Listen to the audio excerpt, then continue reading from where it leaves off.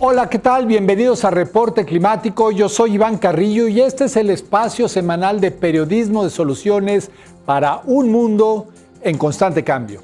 Como cada semana, el día de hoy hemos invitado a un especialista de Iberoamérica que nos ayudará a comprender los desafíos y oportunidades en torno a la alteración del clima.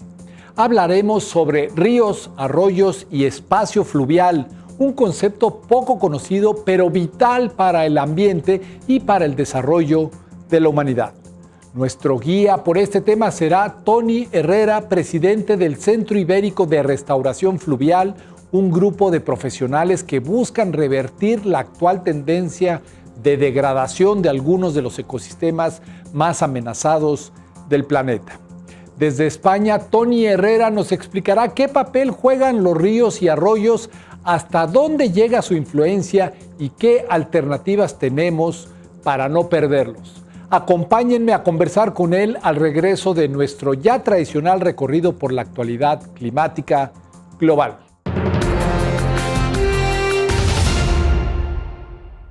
A nivel planetario, abril del 2024 ha sido el abril más caluroso del que se tiene conocimiento y con ello la racha de temperaturas récord de cada mes se sostuvo por 11ª ocasión consecutiva.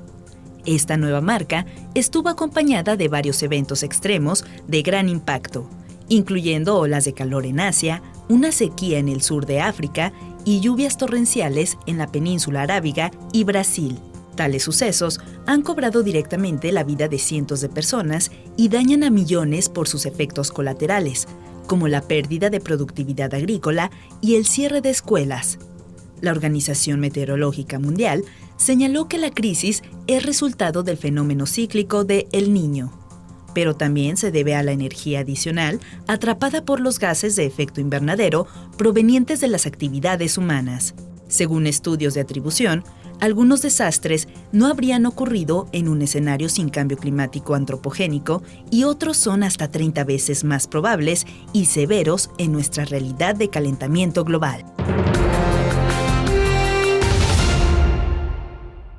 El golpe que propina el cambio climático a las economías es 6 veces mayor de lo que se pensaba, sugiere un nuevo estudio de las universidades de Harvard y Northwestern. La investigación, que aún no ha sido revisada por pares, estima que el aumento de 1 grado Celsius en la temperatura promedio del planeta conduce a una caída del 12% en el Producto Interno Bruto. De acuerdo con un reporte de The Guardian, Adrien Bilal, coautor de Análisis, advirtió que actualmente el poder adquisitivo, que se define como lo que pueden comprar las personas con su dinero, es 37% menor de lo que sería en ausencia del calentamiento global. A la fecha, el mundo se ha calentado 1.36 grados Celsius respecto a la época preindustrial. Y, si los estados no implementan medidas urgentes para reducir la quema de combustibles fósiles, este incremento de la temperatura podría alcanzar los 3 grados Celsius hacia finales de siglo. La gente sería, en consecuencia, 50% más pobre de lo que habría sido sin el cambio climático.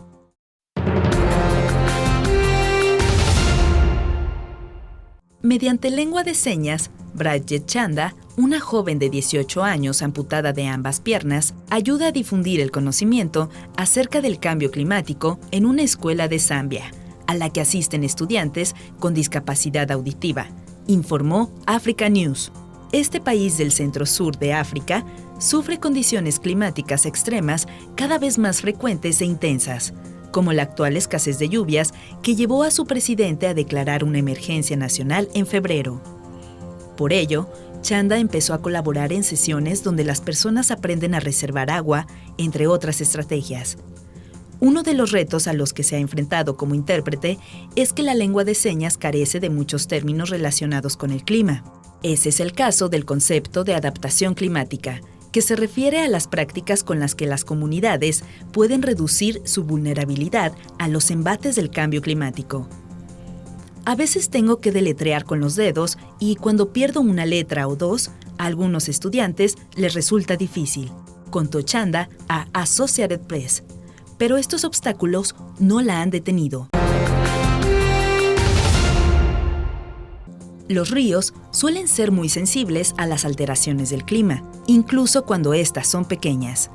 Un estudio reciente señala, por ejemplo, que la disrupción estacional de los afluentes en América del Norte, Rusia y Europa representa una amenaza para la seguridad hídrica y pone en jaque los ecosistemas.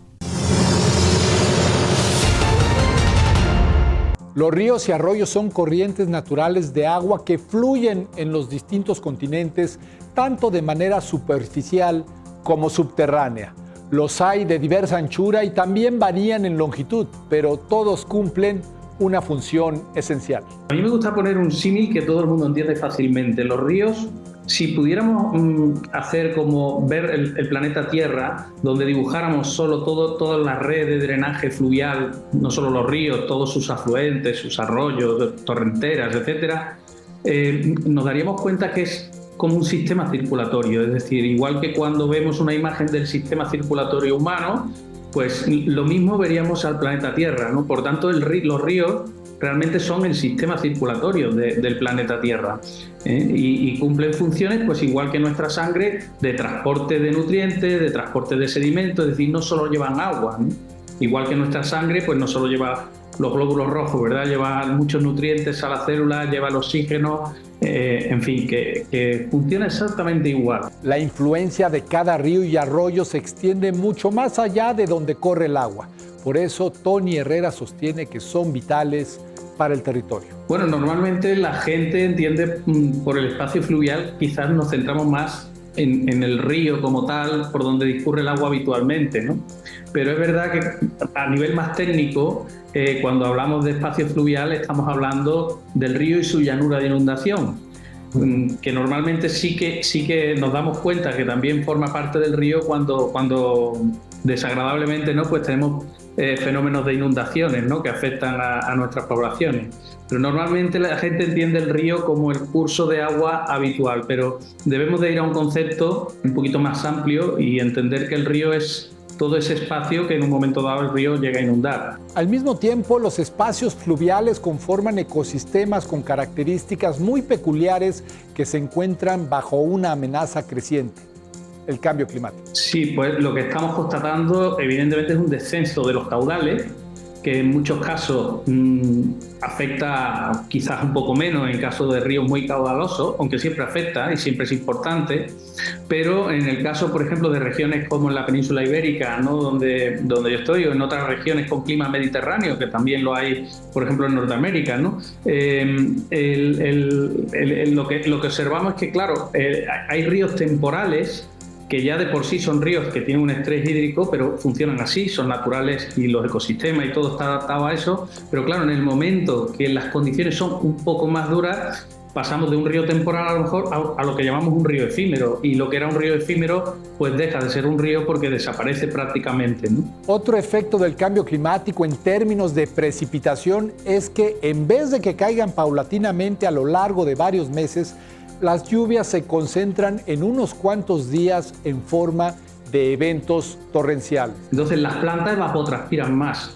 Por tanto, tanto del agua que cae en las montañas como del agua que cae en el propio río, tanto la vegetación de la ribera del río como la vegetación de las montañas evapotranspiran más agua, con lo cual al final llega menos caudal de agua al río. Por lo cual tenemos ese doble efecto. Por un lado, agua directa llega menos, pero de manera indirecta también llega menos agua al río, ¿no? Por lo cual los caudales se desploman, ¿no? En 2021, un grupo internacional de científicos comparó 965 estudios de caso sobre ríos distribuidos en todo el mundo y descubrió que el 68% ha sufrido un deterioro por sequías y olas de calor.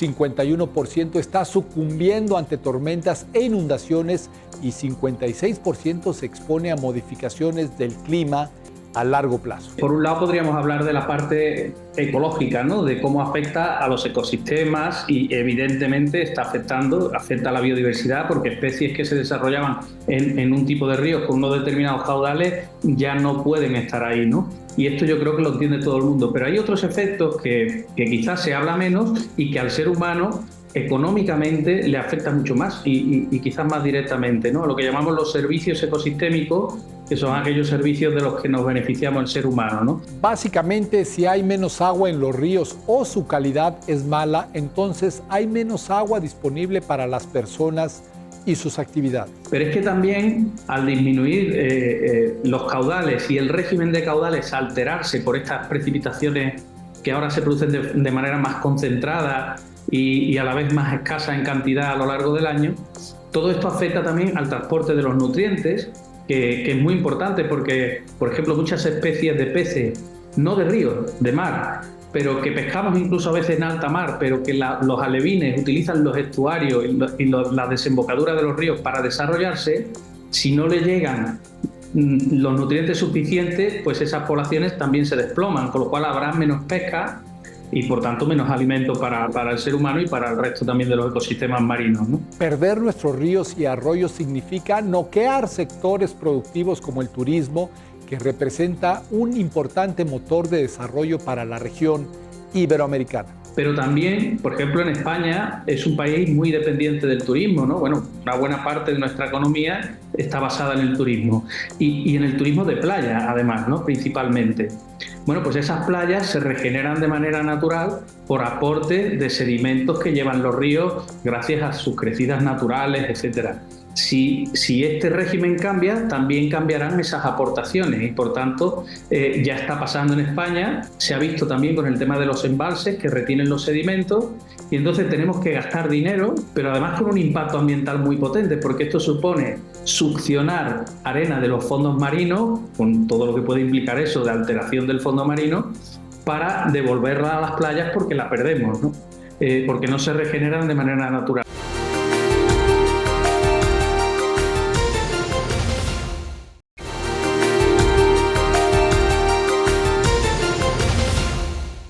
El caudal ecológico se refiere a la cantidad y calidad del agua que deben tener los ríos para mantener sus funciones.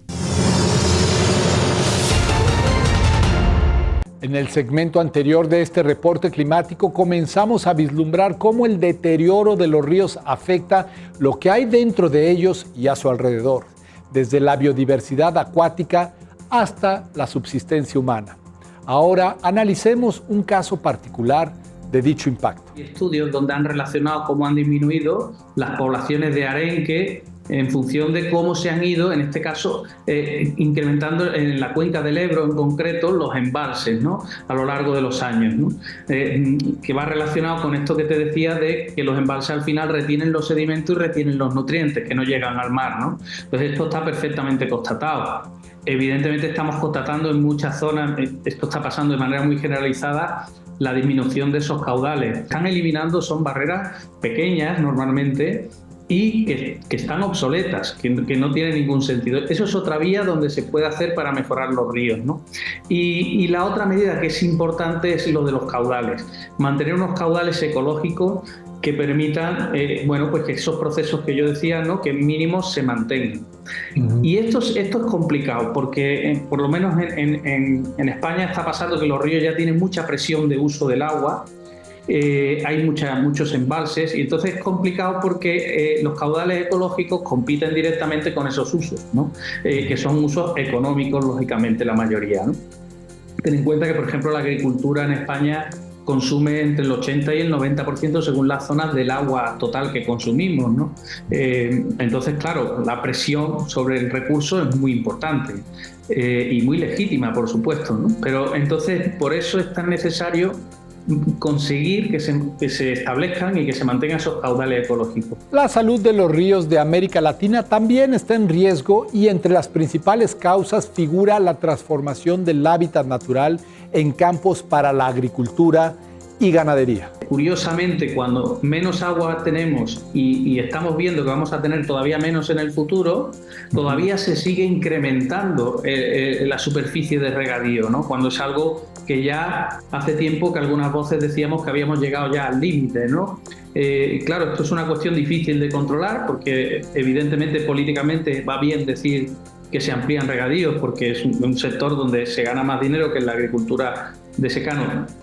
No siempre, pero de manera generalizada sí, y por tanto es algo legítimo, ¿no? Que la gente quiera, lógicamente, tener más recursos, ¿no? y que su negocio sea más próspero y que se genere más economía. Pero no podemos hacerlo a costa de recursos que son limitados, porque al final es como matar la gallina de los huevos de oro. Esta complejidad propia de los retos socioambientales deriva en una necesidad de políticas públicas basadas en evidencia.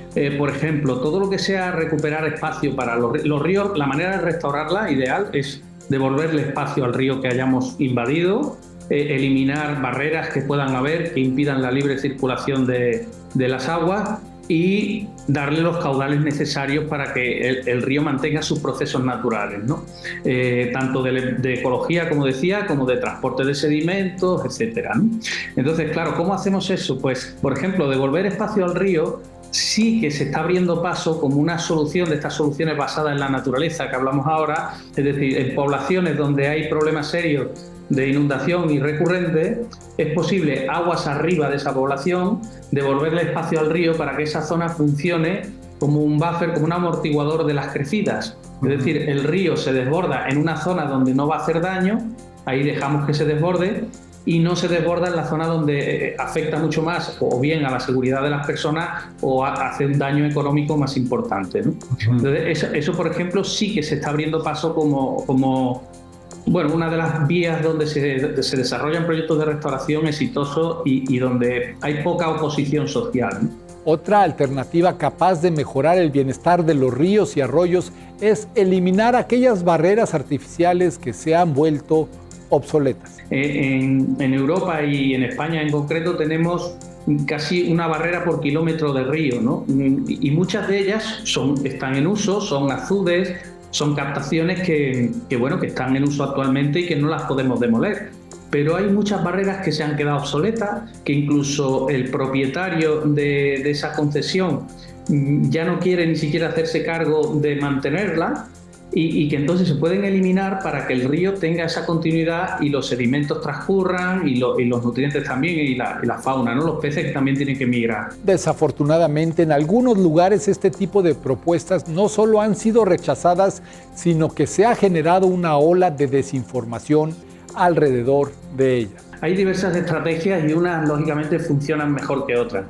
Por ejemplo, de hecho en España, por ejemplo, el gobierno actual ha impulsado una nueva, porque había una estrategia nacional de restauración del río en vigor desde 2008 y ahora se le ha dado como una actualización, ¿no? Como una vuelta para impulsarla. Y curiosamente en España nos hemos encontrado con que de pronto se han generado unos bulos haciendo ver como que se están eliminando presas con un valor histórico o presas que estaban almacenando agua y ahora ese agua ya no vamos a tenerla.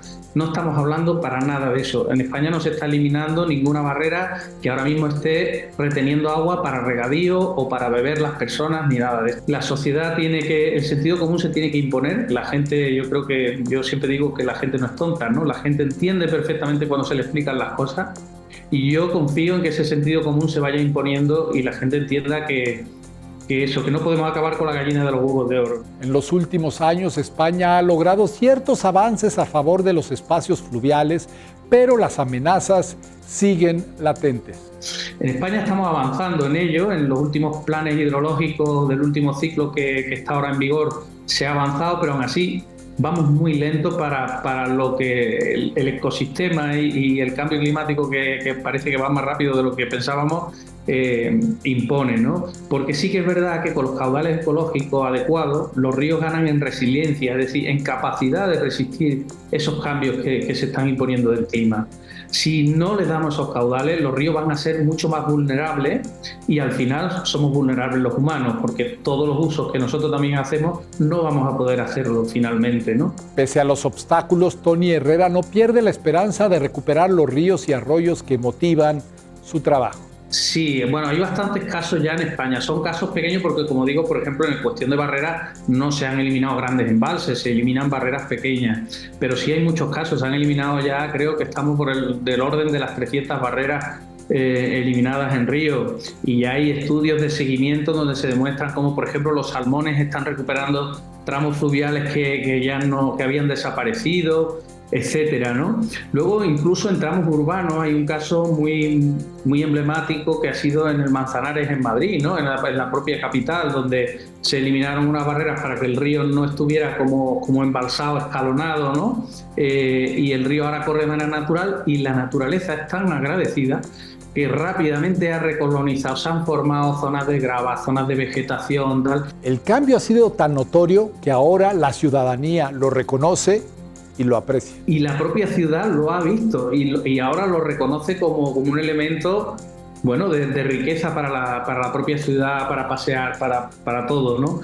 Por lo cual, ese es uno de los casos que, por tratarse de un tramo urbano y en una ciudad tan habitada como es la propia capital, ¿no? Madrid, pues ha sido muy emblemático y ha sido un caso que todo el mundo ha podido ver, ¿no? Fácilmente, ¿no? Cómo funciona esto, ¿no? Entonces, bueno, yo creo que en los tramos urbanos, que es precisamente donde es más complicado hacer restauración, porque normalmente el espacio que se le ha invadido al río ya no lo podemos volver a recuperar, porque la ciudad se ha consolidado, pues aún así tenemos casos como este que comento, ¿no? Del Manzanares en Madrid, que son ejemplarizantes y que han funcionado muy bien y que la gente agradece, ¿no? Y ve con muy buenos ojos como caso de éxito. A lo largo de su trayectoria, Tony Herrera ha identificado áreas de oportunidad para cuidar los ríos y arroyos del mundo. O sea, vamos, no existe una organización como tal, ¿no? Que haga como un observatorio de vigilancia, de seguimiento de la salud de los ríos, ¿no? De cómo están, que sería interesante, porque si entendemos el símil que te ponía al principio, ¿no? De que los ríos son nuestro sistema circulatorio planetario, pues igual que nosotros vamos al médico de vez en cuando y nos hacemos una analítica para ver cómo estamos, ¿no? Pues lo mismo deberíamos de hacer con los ríos. Es evidente que en distintos países se hace de alguna manera. En Europa, por ejemplo, tenemos la Directiva Marco del Agua, que supuso un cambio porque obliga a hacer seguimiento no solo de temas físico-químicos, de temas de biológicos, de parámetros incluso hidromorfológicos, etcétera, ¿no? Y eso se ha ido trasladando a los países, y es verdad que a nivel de cada país se hacen unos seguimientos, etcétera, ¿no?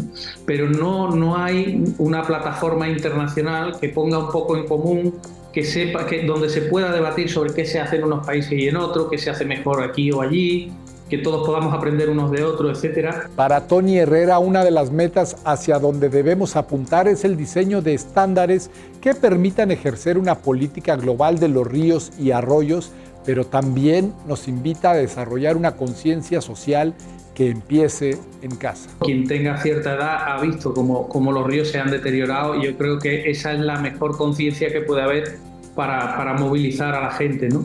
Pero que también podemos llegar a la gente que vive alejada del río, a la gente de la ciudad, si sabemos trasladarle lo importante que es ese río para a lo mejor ese pescado que va al mercado y que compra y que entiende que se ha pescado en el mar, pero que realmente ha necesitado de que un río lleve nutrientes hasta ese mar para que ese pescado crezca, ¿no? y se lo pueda estar comiendo. Entonces, yo creo que si sabemos divulgarlo, la gente lo va a entender. El problema es que haya espacio, que estas cuestiones se consideren importantes y se le den los espacios adecuados. Pero yo confío mucho en que la gente entiende y está viendo lo que está pasando, y yo creo que la gente actúa cuando realmente toma conciencia de los problemas. Esto fue Reporte Climático, periodismo de soluciones para un mundo en constante cambio. Yo soy Iván Carrillo y espero que me acompañen de nuevo la próxima semana. Muchas gracias.